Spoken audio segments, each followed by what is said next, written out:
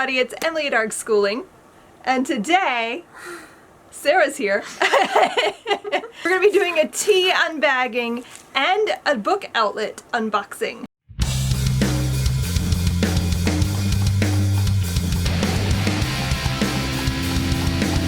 I actually didn't sit on this for too long. This came yesterday.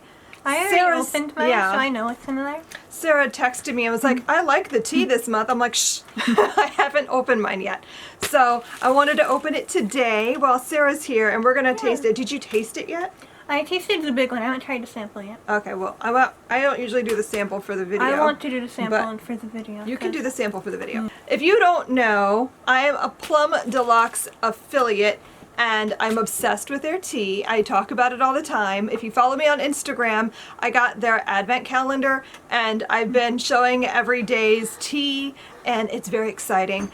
And so I also subscribe to their membership, where you get a tea every month. I get the 2 tea plan, which is $16 a month, and Sarah gets the 1 tea, which is $10 a month. Right? I think it's $10 a month, and they always come with a free sample as well. So I'm very excited. I want to see what I got, even though I, at this moment in time, really do not need more tea. I have a lot of tea. So let's see what we have. Okay, there's the card that usually tells you the tea. Ooh, is this the? That's the other. That's the other? Okay. Well, I pulled this one out first. So the 2 tea plan always comes with the monthly tea and an herbal. And this one is surprisingly not just an herbal tea. This is vanilla latte tea. It sounds really interesting. I smell it. Hold on. So it says, don't touch my tea. So it says black tea, honeybush tea, ground cardamom, vanilla essence. So love and gratitude. And love and gratitude, yes. This one I don't think has caffeine, because it usually says on it if it does. And it says no caffeine if there's no You're right. caffeine. This doesn't say either way. It does have black tea though, so I might have to assume. Hold on, let's open it up, because Sarah must smell the things. Ooh. That's a very interesting smell. Like a muffin. You're right, it does have a kind of muffin-y smell. I think that must be the cardamom. Between the cardamom and the vanilla. It's very interesting. Yeah. So it's yeah, like that's a muffin that would get at a bakery, not when you make it home. Yes, my muffins don't smell this good, obviously. So this one is vanilla latte tea. And then, I know you want some too, but you can't have the tea. No. Okay, and then apparently this one would be the monthly tea, and this one is apple cinnamon chai. And I have a feeling this is going to you, because I don't usually like chai, but I might like this one because so far, surprisingly, I usually say I don't like tea with fruit in it, but so far, every time I've had a tea that had apple in it, I liked it. Ooh, that smells really nice. You already, you knew. I know what it tastes like. Yeah. Is it good? It's pretty good. I'm actually very intrigued. This is black tea, Rubio's tea, cinnamon apple pieces, ginger, orange, clove, apple essence. Love and gratitude. And love and gratitude. You have to say that part. This one does say it has caffeine. This one didn't say, but that smells really nice. I think I might have to try this. You should. I should. So that might be the one I try. Sarah said she wants to do the sample. I can't reach the bag. It fell out of my lap. All right, what is the sample? The sample, chocolate rosemary caramel herbal tea. So I might have this later tonight, because this has no caffeine. This one is honeybush tea, Rubio's tea, cocoa nibs, rosemary, vanilla chocolate essence. Love and gratitude. And love and gratitude. I don't always say it, but it's always there. Okay.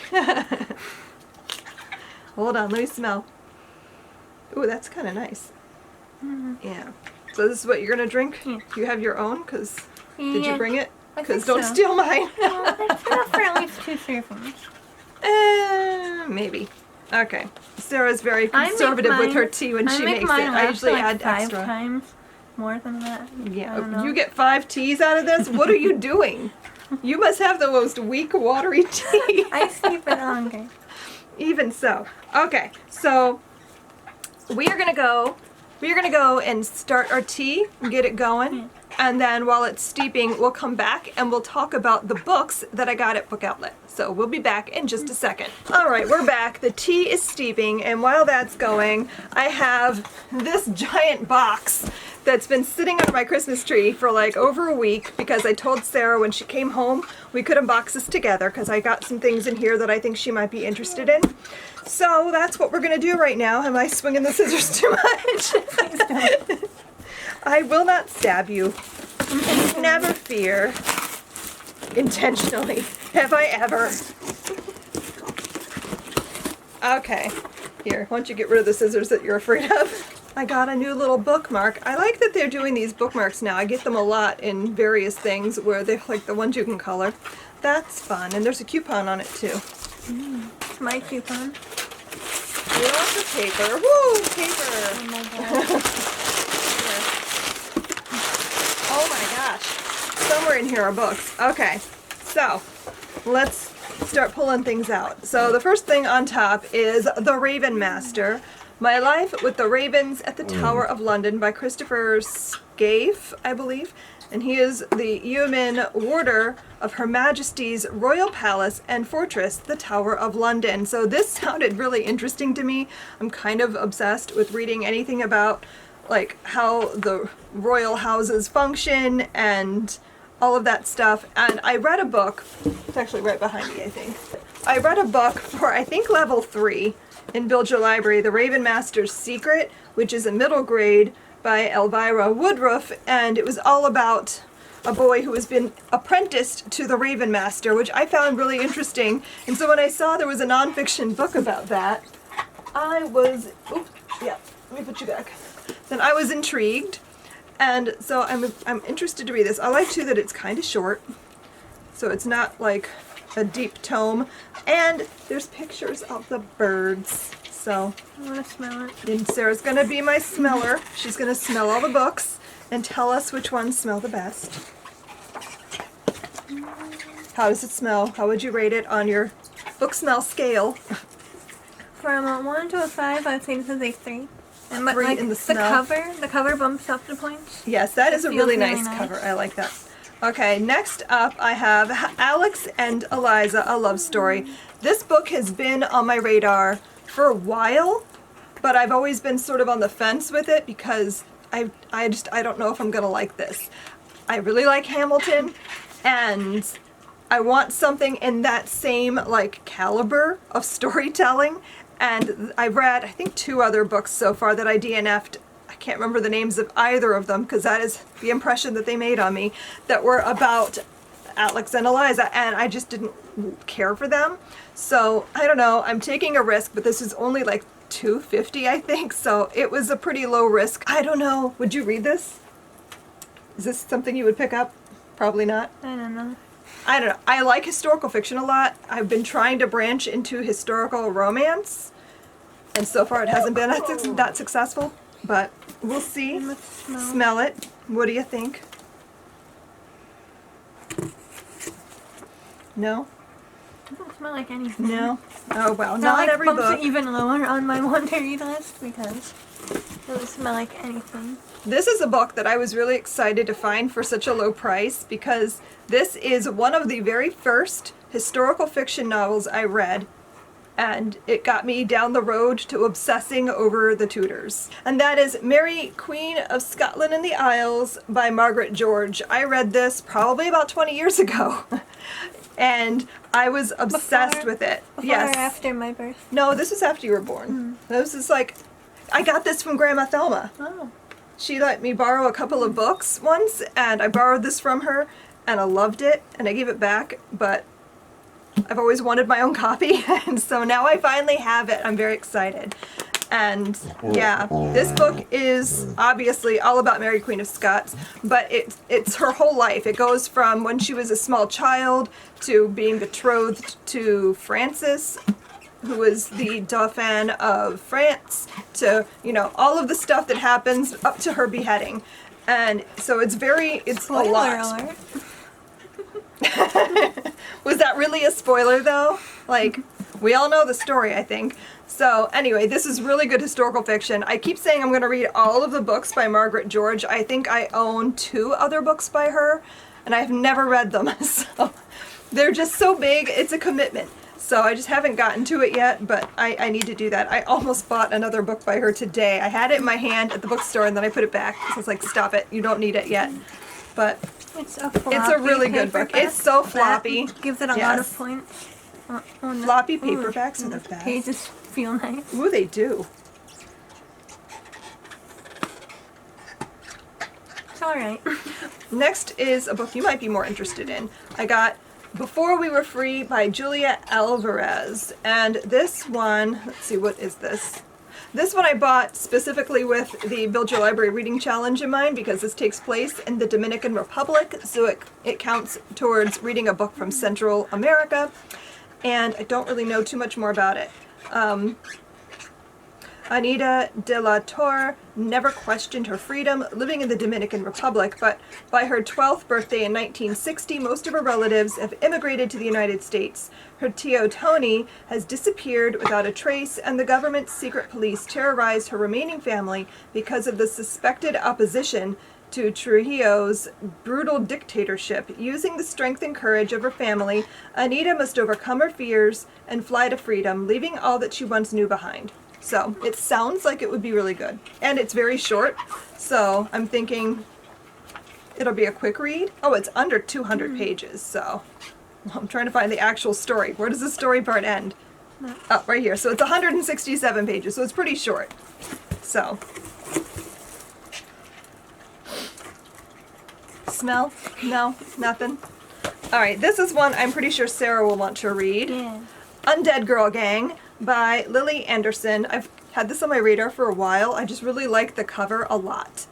It's got, like, it's denim. I don't know if you can appreciate. There you go. So it just looks really cool. This is, I think, is it zombie or is it witches? What is this?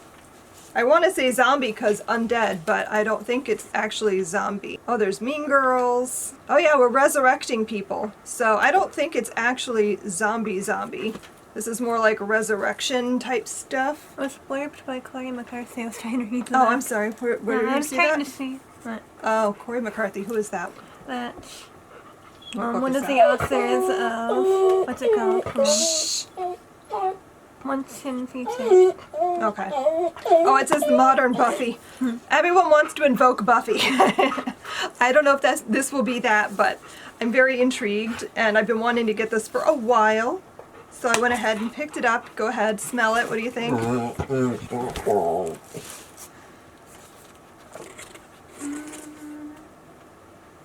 Decent. Decent. What is that rate on your scale?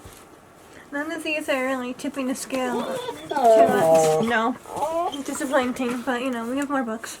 I suppose. This is another one I thought Sarah might want to read, and this is Hunted by Megan Spooner. I've been eyeing this for a while because Chelsea Palmer has been talking about this as being one of her favorite retellings of what? What is this a retelling of? Yeah, one of her favorite Beauty and the Beast retellings, and so I've been intrigued. I really like Beauty and the Beast, and so I'm curious. It does say it on the cover, Sarah. I'm tired. So yeah, this is the Beauty and the Beast retelling. I'm very intrigued to see what I think of it. I really like the cover. It's like really shiny and it's nice smooth. How's it smell?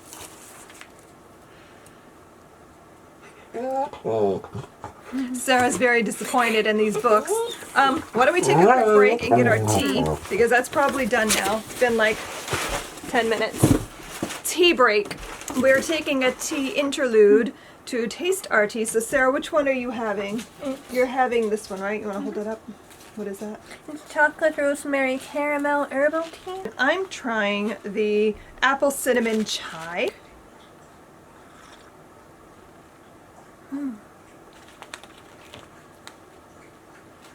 It tastes like hot chocolate, Really? but iced tea.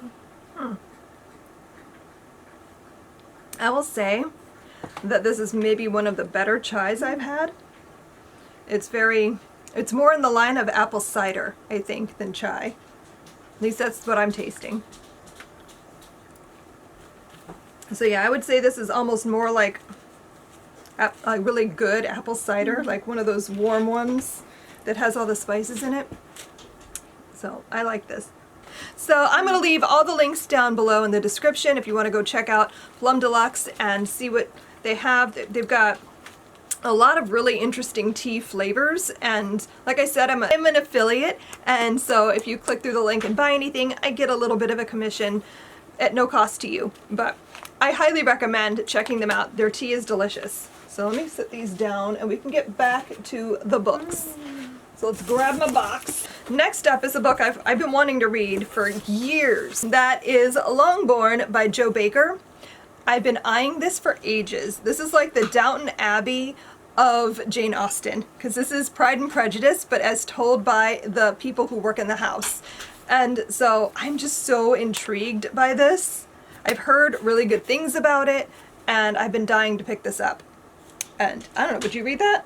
I love stuff like this. It's historical fiction, and it's the whole upstairs downstairs thing. I love that. It's a trope that always works for me. It looks like the kind of book that would smell nice. It is a beautiful book. Ooh. This Do has we have a good smell? Hold on. Yeah, that has a nice smell. Okay. I picked up Forge, which is the sequel to Chains by Laurie Halse Anderson. I recently read Chains while I was working on the update for level 5, and I really liked it, and I really wanted to know what happened next because it ends on a cliffhanger, and I'm going to be reading it with Regina really soon, and I know she is going to flip at there being a big cliffhanger like that, and she's going to want to know what happens, so I wanted to have the next 2 books lined up, so I went ahead and picked up Forge.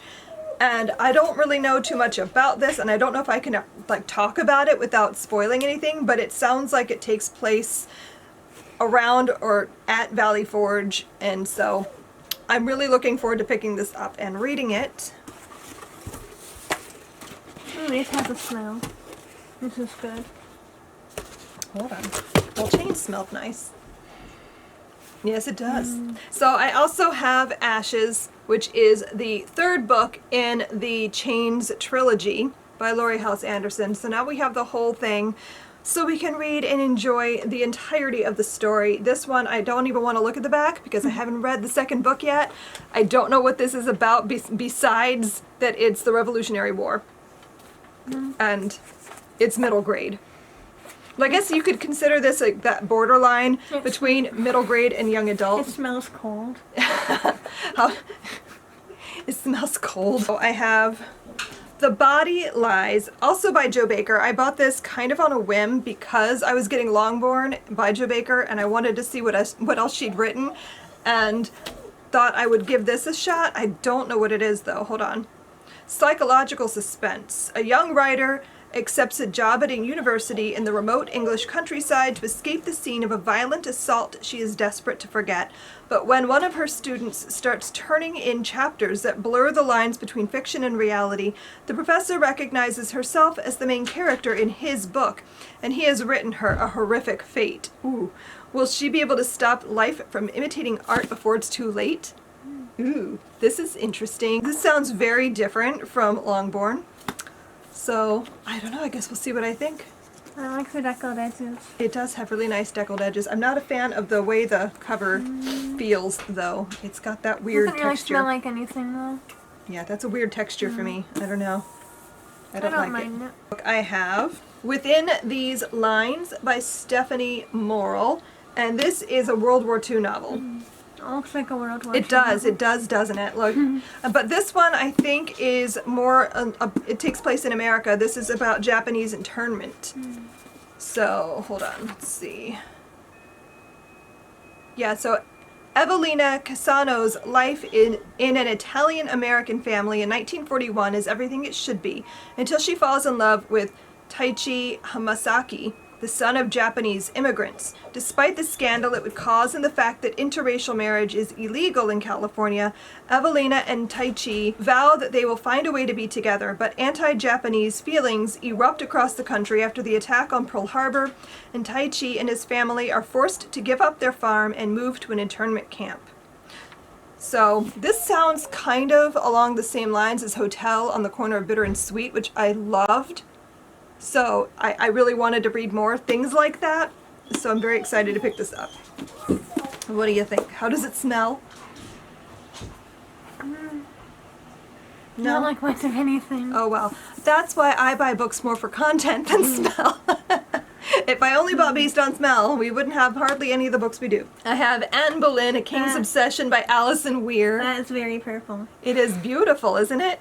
I've read several books by Alison Weir, and she's been doing one for each of the six queens, and I don't know if I've read any of those yet. I know I read her book on Elizabeth, and do I have another one by her too? Yeah, I also have, she wrote one about Elizabeth that I think is called Elizabeth, and then she wrote this one, The Marriage Game, which I have not read. Sorry, I'm not trying to hit you. I've got Anne Boleyn now, and I'm very excited because Anne is my favorite of the queens, and I'm really interested to see her take on it. I've read some of her nonfiction too about the wives of Henry VIII, so I really like the cover Yeah. though. Like the it is spine, beautiful. It's very purple. purple. It's very purple. Oh, is that going to get you to read a Tudor novel? It's really big. It is a big book. I don't- And then the last book I have is At the Wolf's Table by Rosella Pastorino. And this one, okay, this is World War II as well. This one says, Germany, 1943. 25-year-old Rosa Sauer's parents are gone and her husband Gregor is far away, fighting on the front lines of World War II. Impoverished and alone, she makes the fateful decision to leave war-torn Berlin to live with her in-laws in the countryside, thinking she'll find refuge there. But one morning, the SS come to tell her that she's been conscripted to be one of Hitler's tasters. 2 times a day, she and 9 other women go to his secret headquarters, the Wolf's Lair, to eat his meals before he does. Forced to eat what might kill them, the tasters begin to divide into fanatics, those loyal to Hitler, and the women like Rosa, who insist that they aren't Nazis, even as they risk their lives every day for Hitler's.